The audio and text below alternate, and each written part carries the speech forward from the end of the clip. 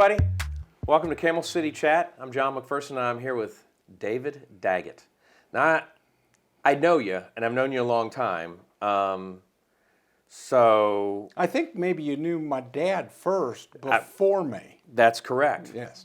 But no, I knew who you were before that because, as we were talking about earlier today, you used to come to the Wake Forest games, and you had real good seats, and you're down. So, like, we were over here, and I think you were. So we were in the lower bowl, and I think we were more over towards the end of the court, and you were kind of into the court, but towards the center or whatever. And then you'd always have on the black jacket with the company name on the back. Right. And when you guys would, you'd come to games and stuff like that. And so you graduated Wake when?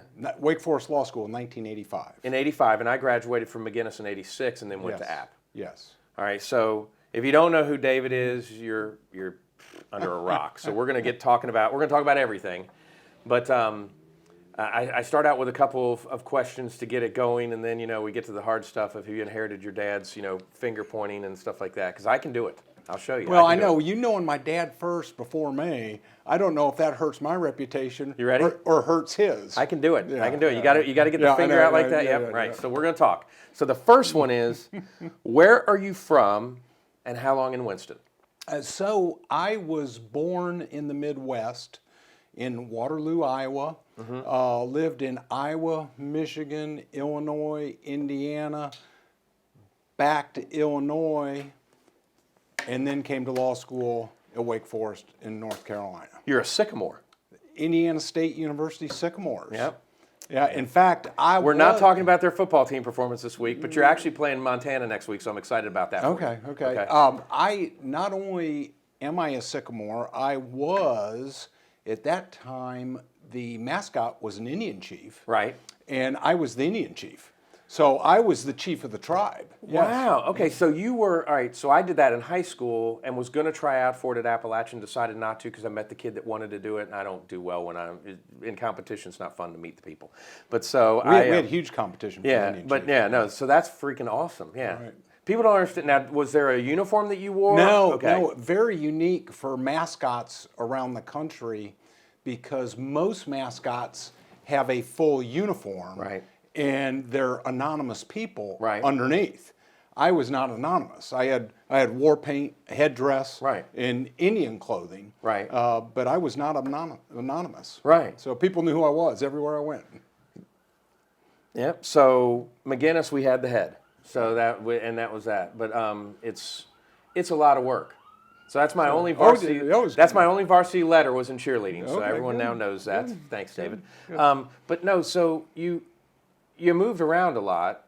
I think I knew the Iowa part, but the Midwest I didn't know as much because your dad was involved with some huge companies. I remember when he was at Clayton Homes, which is now part with Mungo and Berkshire Hathaway and all that stuff. Right. He was, he was just in various businesses, including working for the Illinois State Chamber of Commerce in Chicago when I was young, and had quite a business career. And then he switched over to being a full-time professor. Right. And he was a full-time professor at Appalachian State for 15 years. One of the prouder things I am about him is, I believe this is accurate, before he was there, nobody had won Professor of the Year more than once. And in his 15 years, he won it 7 times. And Triple D. And the secret to that is something I have tried to embellish and replicate is loving the students. So he was my fraternity advisor. Yes. I don't know if you knew that. So when I got elected president of fraternity, I went to go meet Mom and Dad at the old house, and had dinner, and it was so nice. But yeah, no, I took a class from him, and your dad would do the point, and he would be like this, and he's got the finger up there, and then, do you know about Zap and Zingo? Do you know that story? I might have forgotten it. Okay, I've heard it's fine. Okay, believe me, I've heard a lot of stories. So your dad would go throughout the year, and he'd say, if ever I say Zap, if this whole class impresses me with Zingo, I want them to hear it down 3 classrooms while they're teaching. I'm going to hook you guys up with some points on something. And so I think it was near the end of the semester, and he's like, maybe a final exam, and he's like, I really appreciate everybody coming to class. It's been a great class every time I teach this, blah blah blah. And he says, it's one of the things that just zaps me. And everyone in the class stopped, looked at him, and went, Zango, and he's like, 5 points, everybody, on your final. And so, but that was one of those things. So it's just, that was his way of, you're always paying attention, and give me, give something to your listeners to pay attention for. Right. Yeah, great guy, and now I think he's probably proud of you a little bit. Yeah, and then he runs some too. And he's 90 years old, still running a little bit. Yep. So it's crazy. My dad's now 98. I don't know if you knew that. And yeah, still crazy. But so I always like to ask that question because my brothers are born in Illinois. I was born in Michigan. Okay. And so all that Midwest, it's a different mentality, and especially I was out early, but going and growing up there, there's I often say that if you're from the Midwest, it seems that you might have one or two friends that you're super close with, whereas in the South, I think you have 4 or 5 friends, and you're not as super close with them as you are the ride or dies in the Midwest. And so, but as we get older, we always have more friends. But I just think that that's a great place to have come from. So, yes, absolutely. All right, so you come to Wake after ISU, Indiana State. Right? Yes. And then when does Cindy come in the picture? Where do you meet her? Oh, we didn't meet until fairly late. We met when we were 37. Okay. Dated just a few months, got engaged, got married, and it's just been. We both say that we weren't ready for each other before that, and it was serendipitous that we didn't meet until then because one of us might have ruined it earlier. And I would really agree with that because I've seen you guys as a couple. You guys are really good together. Yes. She puts up with you, running all the time and stuff. And as you've said in many posts, I mean, your family supports you. Yeah, absolutely. But you definitely outpunted your coverage there, as we like to say. Yes. She's just a wonderful lady. She's terrific. She's terrific. And then 3 kids. 3 kids. Your oldest is where, Durham now? The oldest is in graduate school at Columbia. Okay. In New York City. Okay. The second one is at Swarthmore College. Okay. Outside of Philadelphia, wonderful place. And the third is at Christopher Newport University in Newport News, Virginia. So you have 3 in college right now? Yes. So if anybody would like to give me a loan. What's your GoFundMe account? Yeah, I'm looking for funds. So if anybody wants to fund me, that'd be great. Yeah. That'll help. So, and I mean, just great kids. I've seen you run some with your middle child. Do all of them run or just? They all do. They all do. Okay. Yeah. And now, all right, let's go ahead before we get to the second question of that are my routines. I want to give you some opportunity to talk about some things. So you call your wife and 3 kids your 4 anchors. There actually really are 4 anchors in leadership and things like that too that help you. So will you explain how one of the anchors became your 4 anchors in a sense? Sure. So I have when I got married, I always considered myself an athlete. Mm-hmm. Remember, athletes are hard-headed, not real bright. Sometimes you got to be hit in the head with a 2x4 to learn lessons.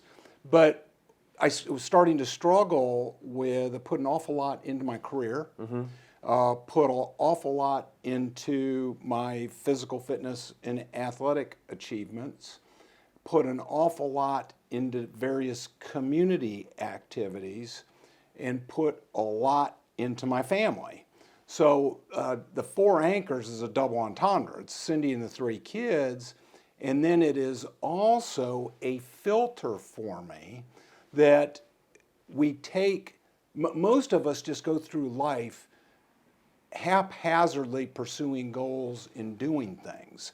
I use the 4 anchors as a filter for my choices in what I do. So the 4 anchors are your professional anchor, your health and fitness anchor, your spiritual anchor, and your family social anchor. Mm-hmm. So that's my filter for decision making, and quite frankly, things that don't fit in that filter, I simply don't do. Right. So it allows me to flourish in those 4 areas. A real funny story about that is and I'd done a blog on the 4 anchors. You can see that at ironmanlawyer.com. I had, talked about it, explored it myself. Remember, anybody that writes on anything, what they're doing is searching for their own answers first. And I'd gone through the 4 anchors. And then a good friend of mine, Dr. Joe Maroon, is the team neurosurgeon for the Pittsburgh Steelers. Okay. I know Joe through triathlons and Ironman racing, and he writes a book that most people in our age range was pretty popular, and it was the red wine book. Right. And it was the book on drinking red wine. Right, yeah. How to live a healthy, long life. Well, it's interesting. You go through Joe's book, in the first 204 pages talk about physiology, neuroscience, how they did PET scans and MRI scans on people's brains, and what makes people thrive and have a happy, successful life. Then on page 204, he has drawn 4 squares, and he calls it the 4 squared life. Right. And Joe sent me a copy of his book, Dear Dave, Ironman triathlete, good friend.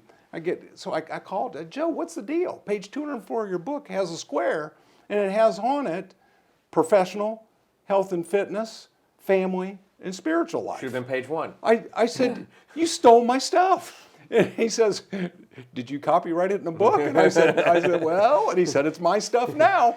So, but he goes through how those are the 4 basic sides of everybody's life, and that people can thrive as long as they have at least 3 of the 4 sides solid and intact. Almost nobody can live a happy, successful life with only 2. Okay. And the people that have all 4 tend to thrive the most. Wow, okay. Excellent. So it's very, very, very, very interesting. So anyway, I've tried to use the 4 anchors as a filter to guide my choices in what I do. So you and me, we both have lots of friends that spend a lot of time going out with the guys after work, and they haven't outgrown their fraternity days, so to speak. That doesn't fit my 4 anchors, so I simply don't do it. Right. So it in a very simplified way, it helps to make daily choices. Then those 4 anchors all enhance each other, and it allows a person to have a successful, fulfilling life in which they can thrive. Totally agree. It's but I never really was one that wanted to go to a bar. I don't get it. It's like, I of course I went, but it's like someone's like, hey, you want to go drink after work? I'm like, my kid's home. I want to go read. Sure. We're going to read Harry Potter tonight when I get home. We're in the 2nd book. But yeah, no, that's excellent advice. And that can be found on your website, which is ironmanlawyer.com. All right, ironmanlawyer.com. All right, so when I first saw you, it's 85, 86. You're practicing law, and you get out of school, and do you immediately go into this field, or did you do something else, or what'd you do? No, when I first got out, I did a sort of a general practice as a lawyer, which quite frankly doesn't exist much anymore. Right. And the reason is the law's gotten too complicated, it's gotten too competitive, and there's too many intricacies to have to learn to be a general practice lawyer. So I was fairly general practice, more general trial practice, which and combine that with only representing individuals. Okay. I've never represented corporations. Everybody I've ever represented has been an individual. So that was basically criminal defense, domestic cases, wrongful injury cases, did some workers' compensation, did some Social Security disability, handled some contract disputes, that sort of thing. Okay. And then as you evolve in the profession, the one thing that I had is criminal courts were conflicting with civil courts, and that became kind of hard to navigate.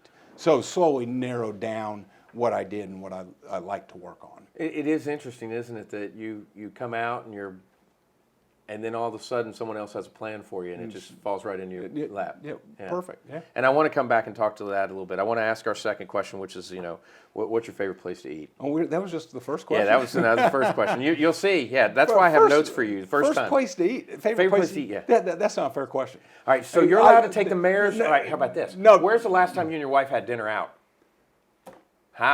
See, we got backup questions to these questions. Where do we? So the reason I didn't want to answer the first question, I'm friends with so many I know, people in that's town. right. I go to lunch. It was probably Diamondback Cafe. Okay. And Right. Diamondback would also be right up there with a favorite. Murphy and Kimberly Gregg have been friends of mine. Murphy, 40 years or more. Right. Okay. And I think I knew Murphy and Kimberly before they knew each other. Right. And I'm old enough to remember when the Diamondback was actually the Outback. Right, and they had to change the name. Well, they got paid to change the name because they had Outback in North Carolina through the North Carolina Secretary of State, and Outback Steakhouse was spreading across the country, and to come to North Carolina to use that name, they had to resolve that issue, which they did. Right. In a back corner of the Diamondback, they still have the Outback sign. Right. Up there that is a remnant from the old days. But they and I mentioned them.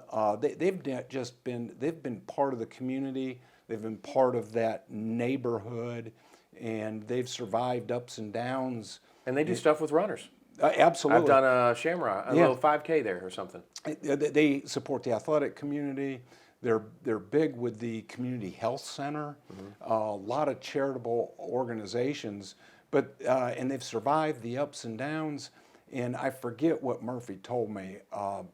The pandemic really hurt his feelings because they had been open for something like 10,000 straight days, Right. without ever having to close the doors for anything, and they had to close the doors for a little bit during the pandemic. Right. But they've bounced back and they're doing great, and I think it's so important that we have those local businesses that contribute to the local community. They help local charitable organizations that helps our community, and it tends to build itself some positive momentum for all of us. And I just adore and respect them. Right. Not exclusively, because there's a lot of other restaurants in town. We're going to come back from a break, and I want you to tell me some other restaurants because, Sure. We'll talk. Okay. I'll be right back with David Daggett here on Camel Seat Chat. Welcome back to Camel Seat Chat. I'm here with David Daggett of Daggett Shuler, and David is talking about, we finally got, after 15 minutes, we get to the second question, and so I knew this was going to happen because, I want to get to some really good things to share about all the wonderful things you do in the community, but, you were talking about Diamondback. What are some other restaurants that you guys like to hit? Oh, and it's not like it's fine. So I'm going to say Ryan's. Ryan's for special occasions. Moselle's. Right. Jennifer at Moselle's does just a phenomenal job. And you're not singling them out. I mean, we could list every restaurant in town. Yeah, the new restaurant downtown, 600. Yeah, that's a good one. Yeah, my wife's been. I haven't been yet. I'm mad at her. The owner there, Travis Myers. I've known Travis. I feel like since he was a little kid. Right. And the first time I met him, I said, "Where did you learn to cook so good?" He said, "At the CIA." I thought, "You cooked for the CIA?" Culinary Institute. and that's my wife looked at me and said, Culinary Institute of America. Yeah. But Travis, he won an award for, I'm probably exaggerating, top chef in North Carolina or something like that. I just interviewed the guys from Broad Branch. In fact, we're actually doing this on the, what is it today, the 12th? And so you're not going to, so we got the 12th, so we'll go 14th, 21st. This will air on the 28th of this month. Okay. And so, yeah. So do I need to speak in retrospect? It's fine. It's fine. Yeah. I'm talking about, a game that was last weekend and it was going to be 3 weeks ago. Yeah. But no, so, and that's our thing. Can we use our crystal ball? It's true. Did Wake Forest win? Yeah. You know that. That's another thing we're going to talk about. But the guys at Broad Branch just won an award on, like NC Best Distillery for something they did. So I mean, we have so many wonderful things and places here in town. Yeah. What's your favorite thing to do besides running through Buena Vista? So, the thing that really, really attracted me, I thought I had my life all planned out. Right. In downtown Chicago, won an apartment off of Lincoln Park when I was a young professional. Right. Then a house on Astor Street. I knew that my whole life had it all planned out. Right. And then I come down here and I'm like, holy moly. Yeah. This is just the greatest place. Went home for Christmas and told my parents, I'm staying in Winston-Salem forever. They said, do what? I'm staying here forever. Well, if you can't find a job, I'll find a job. I'm staying here forever. And the reason is the combination we have here is really exceptional. So you've got Wake Forest, so you have ACC sports. I can actually get from my house to my seats in 20 minutes. Okay? And that's if there's a little bit of traffic. So I can, I can get from my house to Panther Stadium in Charlotte faster than we could get to a Chicago Bears game going across town in Chicago. Right. So, but you have the ACC sports, the North Carolina School of the Arts. I mean, how fabulous is that we have that resource here in town. Winston-Salem State integrating and connecting in that cultural diversity that we have, since the time I've been in town, has turned into a real treasure of riches for our community that's elevating everybody. That's where I got my MBA from. Yeah. Loved it. That's elevating everybody. You combine that with, I love to ride the bicycle, and most places to go on a safe bicycle ride, you have to carry your bike somewhere on a bike rack on your car, get on your bike and ride. I ride right out my garage in a few stoplights and I'm out of town, and you can get to the country real quickly. Likewise, when we lived in the Chicago area, I thought everybody commuted to work, between an hour and a half, depending on traffic. Well, I'm 4 minutes, and what is it running? Like 6? It's not much further to run it. Yeah. So I used to brag that I had never ever hit a traffic jam between my house and my office ever. And then it was just a month ago or so, there was a tree down across Country Club Road. Right. And I had to go around the block.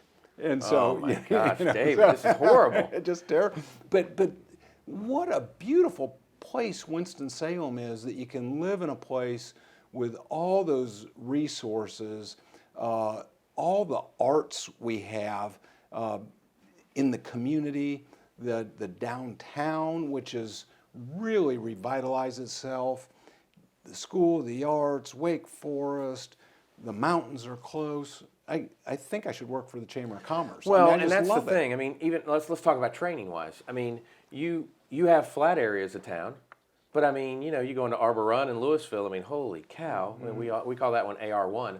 But I mean, you can get good training. You can do the 7 summits over in West End. Go down and up all those streets. I mean, that's got to be wonderful for training. For running, it's fabulous. I love doing a lap around town at lunch from the Central Y.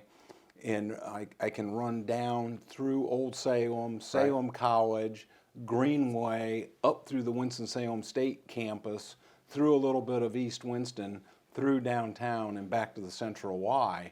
And it's so diverse, and you can see so many different things. On the bicycle, my favorite is to ride up to Hanging Rock. So this is Stabler now, okay? So the kid over here, you ready? So where were you when you told your parents that you come get me because it was too late? Just gone. I was in East Bend heading towards the mountains. So we live out near Center Grove. Okay. And he just gets on the bike and rides out there. Yes. And it's like, what the heck? I mean, you guys ride everywhere. Yes. Yeah. So what's your most miles in a day that you've ridden, you think? Recently. Just practicing, not enough. Yeah. Well, my in-laws used to live in Roanoke. Okay. And by back road, it was 118.8 miles. You're kidding from me. my house to their house. You're kidding me. So, and I wouldn't know how to get there in a car because I've always gone on a bike. you're crazy, right? Oh, it's beautiful. I know it's beautiful. The back roads. I like doing it in my convertible. Yeah, the back roads are just spectacular. And, yeah. And all right, so let's talk a little bit about work, because so you chose a profession like I was telling you earlier. I mean, when you go down the list of professions, realtors, sometimes they'll say that we're used car salesmen, and it's because we have bad people in our industry that have made Sure. people whatever, and there's nothing wrong with used car salesmen. But an attorney, that we're not. But specific attorney-wise, the profession that you chose. There are some people that do it well. There's some people that do it bad, and some people do it bad. We always get things, but you have done a spectacular job. You've been doing it for what, 37 years now? 30, yes. All right, sorry, didn't mean to date you there. Hard to believe. 37 years. I think I already dated myself. Right, Yeah, but you. That and 3 kids. Right, but are you the straight man and he's the comedian, or is he the straight man to your comedian? Because I know you guys love to kid around. But you found a partner now in Griff, and you guys have been together now how many years? Well, I hired Griff, more than 20 years ago. Right. And I told you so I was in Emmett McCall's office doing something and looked up and saw your name. What a great home. I miss Emmett McCall. And you're in his old office. Yes. Yeah. Yeah. Well, that he building- had that property, but it's a different building. Okay, because that's where we bought Piedmont News, was in White, and that Emmett was working there, and Bill Price came down from Cannon and Company, and that's Yes. that was my end. So Yes. It was a different building. okay, That- they tore that building down and put a new Yes. one up. Okay. Emmett sold that, and yes. Right. But, Allison, just a wonderful, wonderful Yes. family, the 2 boys. Yes. So Emmett was my attorney, and of course he was your corporate attorney in the sense Yes. of things of handling all that stuff. So I've known about you from that all the way Okay. back then. Yeah. But it's like you guys kid around some, and don't tell Griff this or that or whatever through Instagram, and we're going to get to that stuff in a minute. But it just seems like that you guys. He's more like a little brother than a law partner. in a Right. lot I of mean, ways. what's he 91 is when he graduated from law school? He's 5 or 6 years younger? almost 9 years younger. 9 years. Okay, yeah.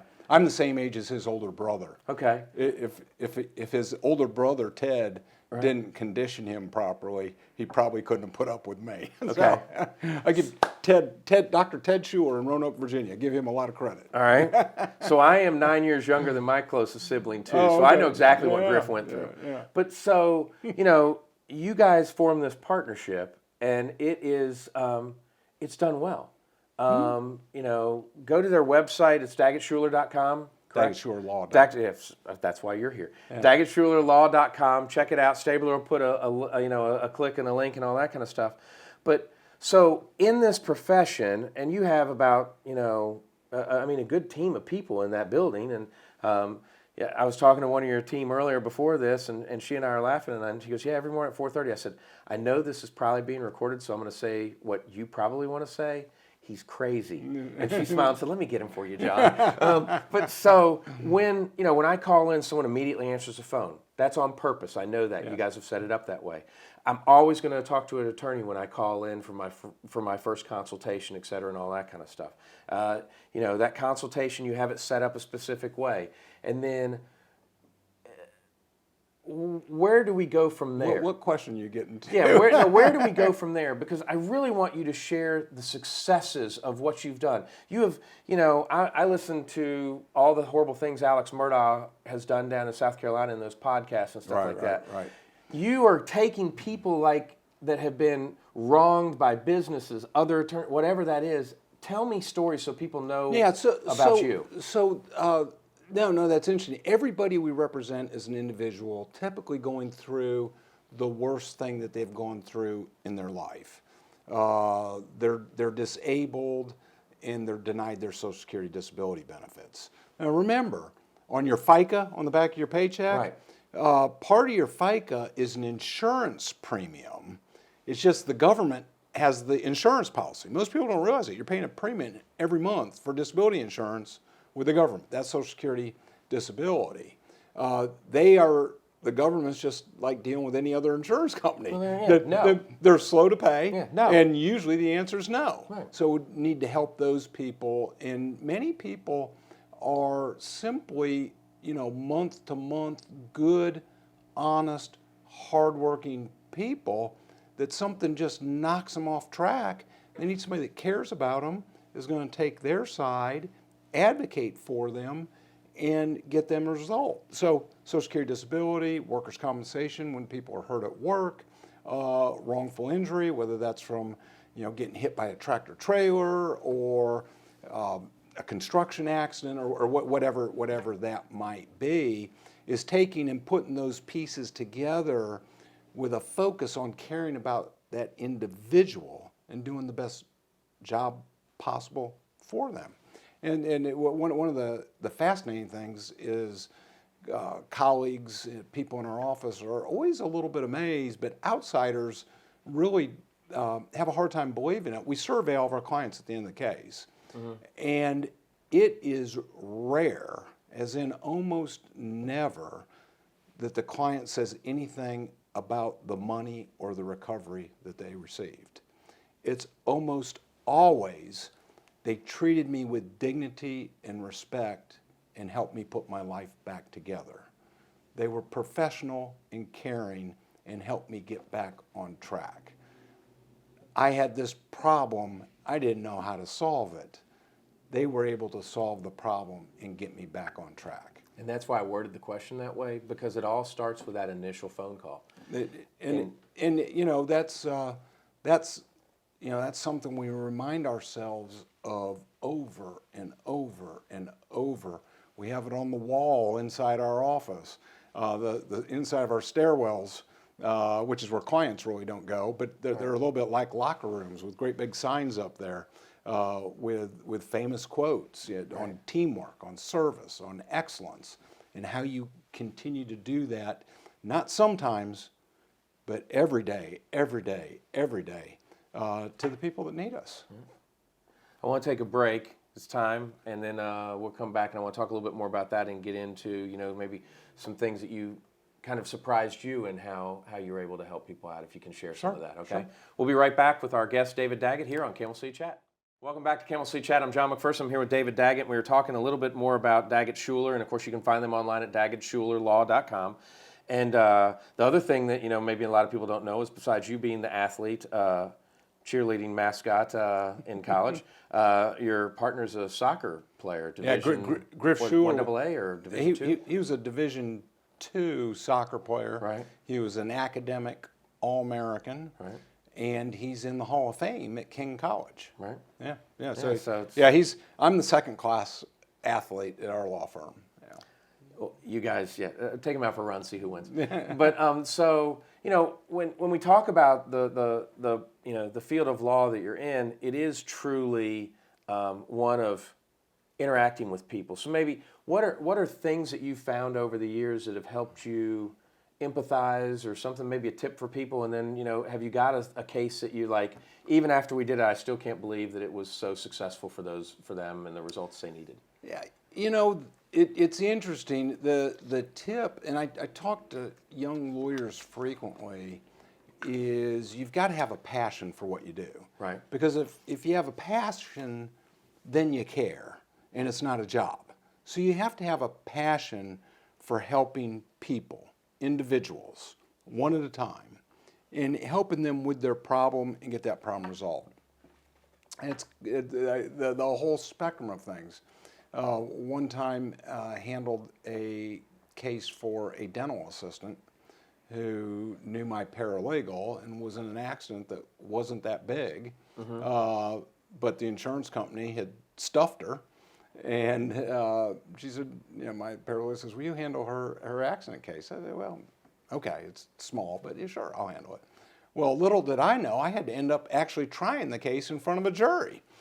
And so I tried the case in front of a jury, and the jury came back for us, gave us exactly what we asked for, and she hit me on the arm and said, hot dog, we won. And I still remember that it meant so much to her, because she'd been stuffed so, I don't want to say nastily, but unprofessionally by the insurance adjuster. And that is, to people, that is upsetting and knocks you off center. And to be told, no, she was right, meant the world to her. And it's interesting, it also helped her recovery. Right.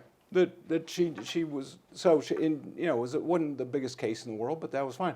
The flip side, tried a pretty large case in federal court with, you know, a whole team of lawyers on the other side that we tried to a verdict in one. And it was a real interesting case. This guy, and there's some, I don't know what the confidentiality, right. so I don't want to say names. Yeah, but he worked for one of the big home improvement stores, right. and at a distribution center. And what he did was unload railroad cars. Right. And the lumber company that loaded the railroad car improperly, so that when he got his hand smashed. Oh my gosh. You know, terrible injury. I think it was 7 surgeries. Oh my gosh. And he had very little education, right. and very little, you know, opportunities in life. And for somebody like that to go through that situation, their life is literally just hanging by a string. And I felt like I was the only one standing up for him. Right.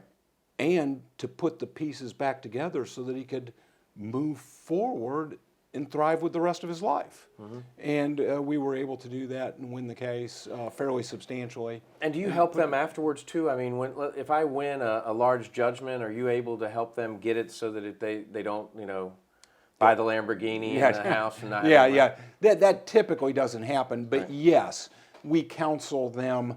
There's a fine line that you can't do financial counseling without a license. Well, or you can recommend somebody. But we either direct them or bring in outside resources to make sure that we're as prudent as possible right. going forward to protect the client and their family and their kids right. for the longer term.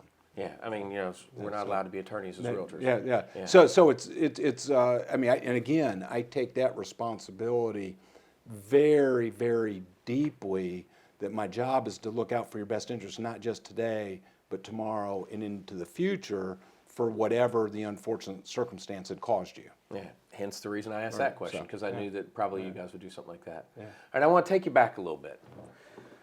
Aside from chasing a sibling, when did you start running? I started running, I played football and wrestled. Okay.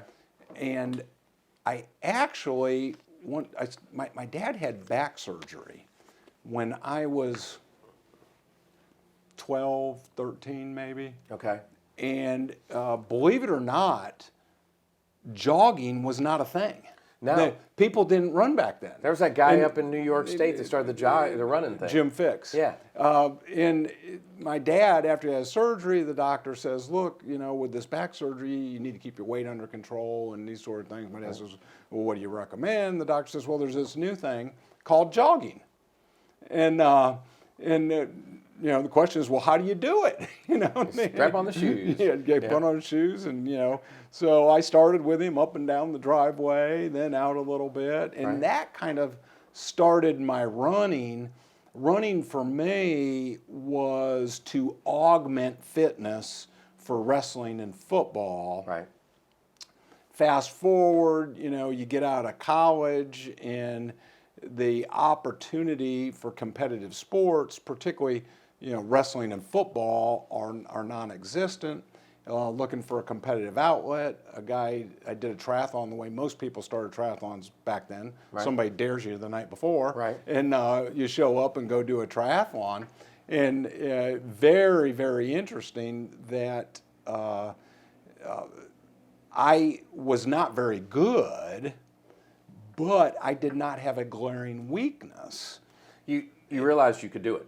I realized I could do it, but back in those days, swimmers couldn't bike, and bikers couldn't run, and runners couldn't swim, and everybody had a glaring weakness. And I was kind of I had a college roommate that teased me that I was such a jack of all trades, I'd never be any good at anything. Right. Was a jack of all trades, master of none. Master of none. That's right. And in triathlon, that jack of all trades actually served me fairly well. I enjoyed it. I enjoyed swimming, biking, and running. I enjoyed the competition of it. Then started doing longer and longer races. Kind of enjoyed the adventure of the endurance side of it and the challenge of the endurance side of it.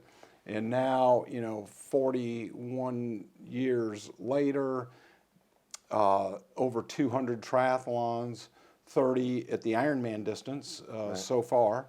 And, just it's woven in as a part of my life. So, all right, the running, I mean, did you start off with a 5K? I mean, did you do that? Well, or they weren't even around that? No, when I started running, there was no such thing as a 5K. Right. You had your school distances, which I was never on the track team at school because it interfered with other sports. But then it was 10Ks. So it was 10Ks, halves, and marathons, right? Yeah, you couldn't find a 5K. They just didn't exist. All right. And so, I ran a few 10K races, ran some 10K races with my dad, and, just became a lifestyle over time. Yeah, because, I mean, it's been years back, but I remember you and your dad doing the, turkey trot out of the Publix parking lot. Yeah, well, they did that. The turkey strut is now at the fairgrounds, and he did not do it last year because he was out of town with one of my siblings, but 2019, right before COVID, right? Yeah, he ran the 5K out at the turkey strut. I remember that. I mean, so the whole family. That's crazy. So running, obviously biking, you're 5 years old riding a bike, but when did you get into competitive distance? And you can guess swimming's going to be the next question, just so you know. But I got into those when I started triathlon. Okay. So your first triathlon was in college or right after? Yeah. It was the summer. It was the summer between my junior and senior year of college. Okay. All right. And then the Ironman. Now, I used to have one of those watches growing up. I still do. Yeah. Yeah. No, but I mean, tell us about the Ironman. Yeah. So the Ironman back then now there's quite a few Ironman races around the world. Back at the time I started, there was basically just the Hawaii Ironman. And is that like the Boston or the New York of marathons in the sense of things? That was the one. It's the World Series and the Super Bowl combined. Right. Yeah. Right. Yeah. It's huge. So it's huge. Yeah. And it's 3 weeks from Thursday for And you get invited to that, right? You have to qualify. I can't sign up for No, it. You have to get invited through qualification. Through qualification. Right. And now that you've run it in the past, is that automatic or still? Every time. So you've done that how many times now? 20? I've done the Hawaii Ironman 8 times. Number 9 will be the week after this airs. All right, so you've done this 9 times, and even though you've been there 9 times, you still have to qualify. I mean, you still have to qualify. Yes. Speaking of which, so again, it's the 12th. Where's your bike at right now? Oh, my. Yeah. You don't think I pay attention, do you? Yeah. My bike is on its way to Hawaii. It's the separation anxiety that I'm having. So you're riding a backup bike right now. I'm riding a backup bike. Yeah, I did 5. You miss it, don't you? I did 5 hours on my backup bike on Saturday. Yeah. And you miss it, don't you? Yeah, I miss it. I love it. Yeah. So and that's crazy that you have to plan all these things. And I know was today flu and COVID, or was it? Did you do? Yeah, I got a flu shot, a COVID shot, right, and a flu shot. Yeah. Yeah, and so with the traveling I have coming up, and I'm going to be with a lot of athletes from the Southern Hemisphere, and the Southern Hemisphere has had a worse than usual flu season. Right. Can I give a little plug for my pharmacist? Yeah. Yeah, Chris down at Publix on Miller Street. Right. She's the head pharmacist. And she's one of my healthcare advisors. Right. Yeah. No. And she said, "Oh no, let's get you both." And so I did. I've got to pull mine out because I was going to ask you when your last one was, because I think I'm eligible now. I think it's right around October, because I think I was in March when I did it. I've done the first 2, then I've done booster, and so I think I'm for the 4th booster now. Is that right? This is the 3rd booster. This is my 3rd booster. Okay, I've got to check. Yeah. But so in our professions too, around the public more than a lot of people. But I did shingles and I've had that. Yeah, so I'm older than you. I had shingles a while back. So. So the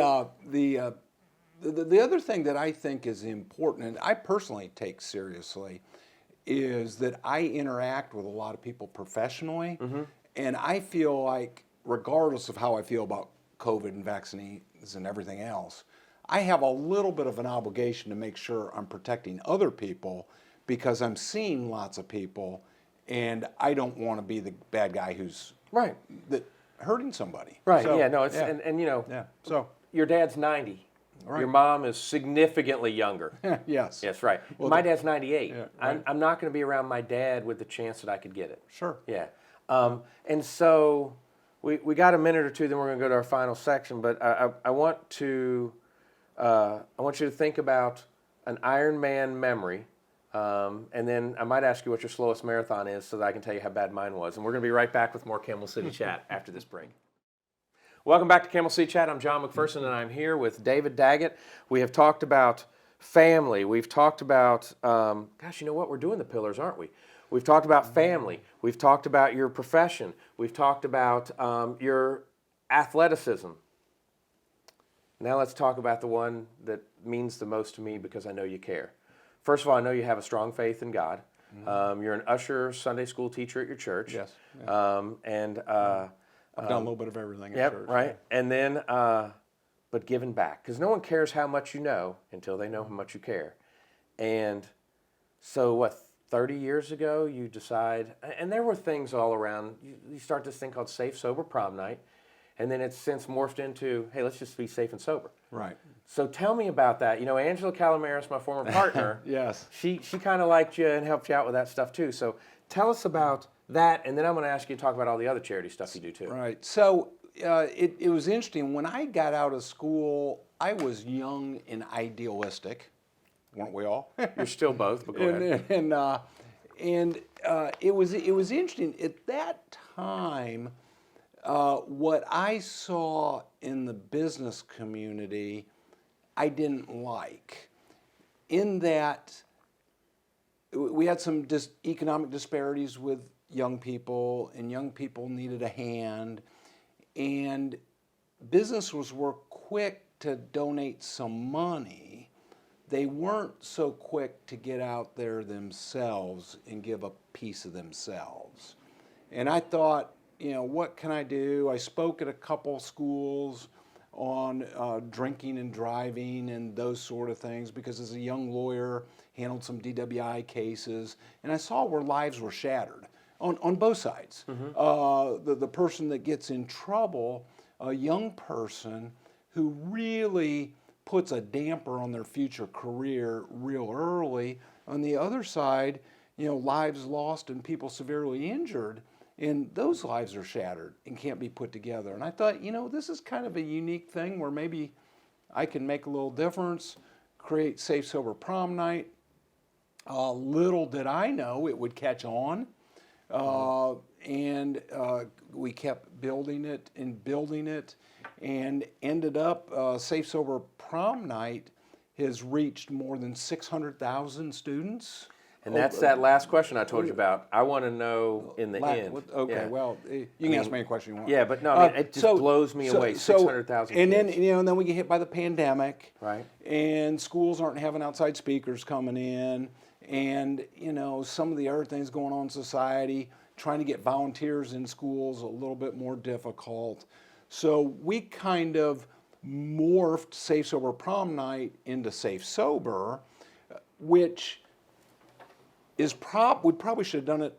Thank goodness that COVID forced us to do that, because statistics show that problems with drugs and alcohol actually start much younger than high school. And if you can start heading them off earlier, you maybe have a better chance.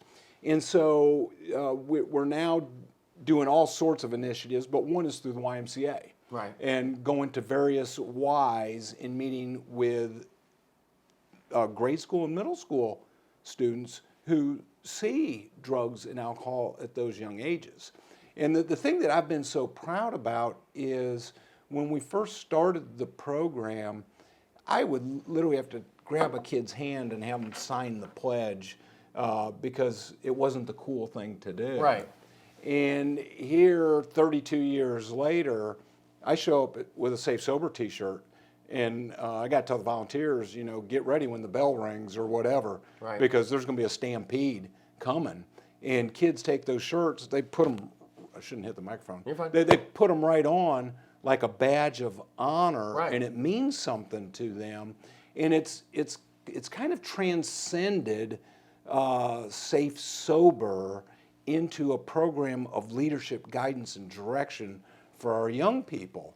And our young people today, I think they're the best, the brightest, the most motivated we've ever had. What they lack is they lack that leadership, guidance, and direction many times, either because of their family situation or what's going on in the schools, which our schools, I think, are doing a very, very good job. So I'm not knocking that.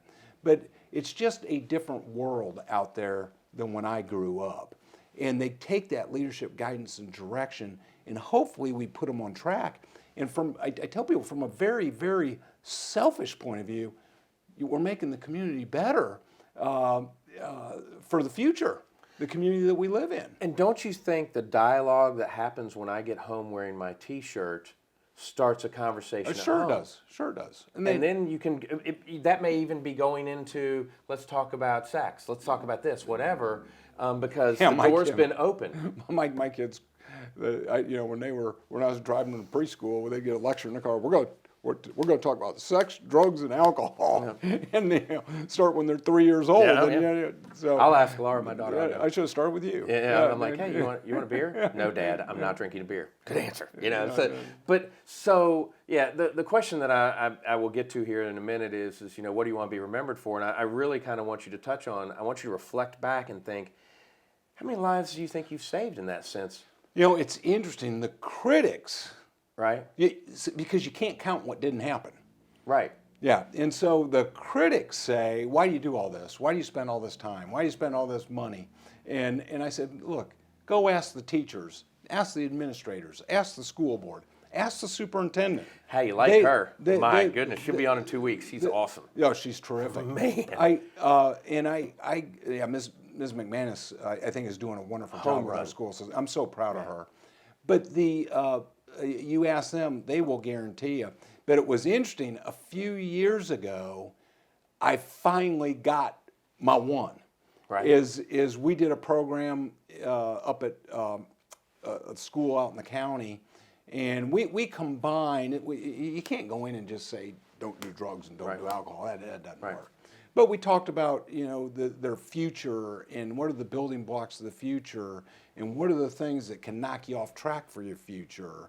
And, if you want to be a doctor and you want to be a school teacher and you want to be a nurse, you can't ruin it next week if that's what you want to do. And by the way, wear your seatbelt too. Right. And passengers, make sure your driver wears a seatbelt. And driver, make sure your passenger wears a seatbelt. We got to take care of each other. Right. We have to. So these kids hear our program, leaving school, and by their own words, neither one of them had ever worn a seatbelt before. And the passenger says, hey, we just saw that program. I think I'll put my seatbelt on. The driver says, well, if you're going to put yours on, I'll put mine on too. They're going down the road. The driver reaches down to mess with the CD player. And this happens with young people. This is why we continue the messaging. Right. Gets a wheel off the road, yanks the car off the road. They hit a cedar tree. Right. The engine comes into the front seat of the car. Right. The troopers and rescue people on the scene said these two kids would be dead if they were not wearing their seatbelts. I went back and talked with the troopers. I talked to the EMS people. I talked to the principal, and I talked to the kids. And they said the only reason we wore our seatbelts was because of your program, and we would have been dead if we didn't do it. So I've got. So anybody asks me, I can't prove what didn't happen, but I got two. And now let me ask you a question. You got a bargain for all the money you spent. Oh, absolutely. Yeah, absolutely. And that's just crazy. It's such an investment in our society and our future. And I appreciate you doing that. Yeah. You do other things though too. Oh gosh, we're involved in all sorts of things. We do a back to school backpack program. I was going to ask about. I thought you guys were doing backpack. That's becoming a popular thing, and and it's awesome. Yeah, and what we do is, and there's all sorts of different programs. We work with the police department in one program. We work with the YMCA in another program. We work with the Alpha Kappa Alpha sorority in East Winston on a program. But what it is, and ask Ms. McManus about this, is the first day of school for a young person can be the most influential day in their life. And if they get started off on a good foot, it's good. If they get started off on a bad foot, everything goes downhill. And one of the things that we've got pockets of students that they stigmatize themselves from day one if they show up and don't have what the others have. And your kids and my kids, we go shopping before back to school. We load them up with school supplies. We send them out with a bright smile on their face. Well, not everybody has that. Right. So what we've done is we take unlogoed backpacks. We either had 6 or 8 different designs, stuffed them with everything that's on the school list, so they can, including earbuds, because now with some online stuff, even in the classroom, earbuds are important. So everything that they need to get off to a start on an equal footing. And again, you go talk, and I commend the police department, the YMCA, and the churches, and everybody else that tries to help with our young people with back to school, because it makes a difference. And go ask. We're right close to Moore Elementary School. Go ask the principal there, and he will tell you this makes a difference for these students on day one. Justin Markell is a very good friend of mine. Okay, yeah. And so Dr. Markell. Yeah. So, Doctor. Yeah. We managed 2 fantasy football teams together. Oh, okay, so okay. But no, I mean, great guy. Right. And actually, I was just over there the other day to give him a little grief for 34-32 day. He's a huge Michigan fan. Right. But no, but And he has talked about those things. Yeah, and then I'm an assistant volunteer wrestling coach at Reynolds High School. I've done that for the past 6 or 7 years. So you deal with Mr. Fisher? Yes, the athletic Brad's a director, great Brad guy. Fisher. Yeah. He's now a triathlete. I know. He did saw triathlon. it. Yeah, he's an amazing guy. But and a large percentage of those students are underprivileged students, and they need examples. They need role models. They think it's funny when they have a coach show up in a coat and tie, but I warned you. You could take the jacket off, and I knew you were going to do it. And then the other thing that over the past 15 years or so, I've been emceeing a lot of local events. Right. And I love doing that. And everybody says, how do you get so much energy? And most of what I MC is running events, but some triathlons, some other community events, Down syndrome events, those sort of things.